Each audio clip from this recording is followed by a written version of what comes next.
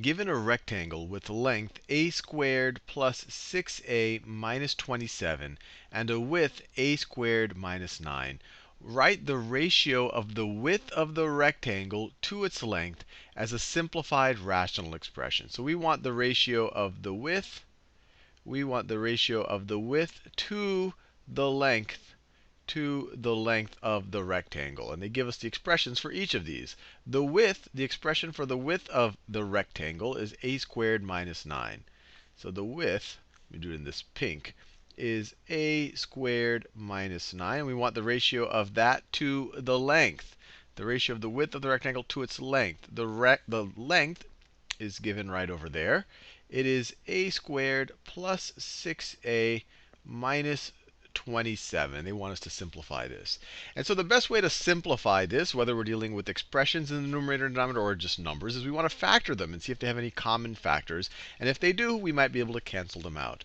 So if we factor this top expression over here, what was the expression for the width, this is of the form a squared minus b squared, where b squared is 9. So this is going to be the same thing as a plus the square root of 9 times a minus the square root of 9. So this is a plus 3 times a minus 3. And I just recognize that from just the pattern. If you ever see something a squared minus b squared, it's a plus b times a minus b. And you can verify that for yourself. Multiply this out, you'll get a squared minus b squared.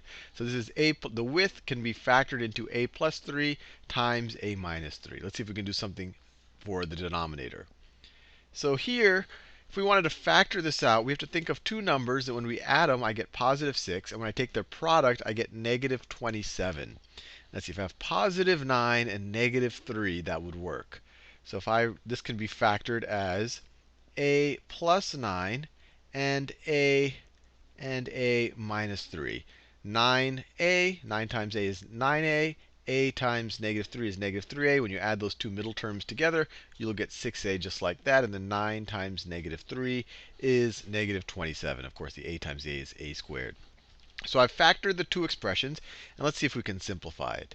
And before we simplify it, because when we simplify it, we lose information, let's just remember what are allowable a's here, so we don't lose that information. Are there any a values here that will make this expression undefined? Well, any a value that makes the denominator 0 will make this undefined. So a cannot be equal to negative 9, or 3. Because if a was negative 9 or 3, then the denominator would be 0. This expression would be undefined. So we have to remember this. This is part of the expression. We don't want to change its domain. We don't want to allow things that weren't allowable to begin with. So let's just remember this right over here.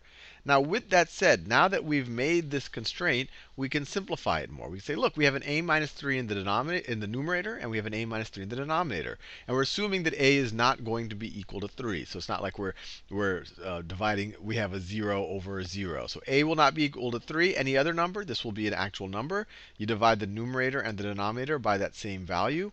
And we are left with a plus 3 over a plus 9. And the constraint here, we don't want to forget the constraints on our domain. A cannot equal negative 9 or 3. It's important that we write this here, because over here we lost the information that a could not be equal to 3. But in order for this to really be the same thing as this thing over here, when a was equal to 3, it wasn't defined. So in order for this to be the same thing, we have to constrain the domain right over there. A cannot be equal to 3. Hopefully you found that useful.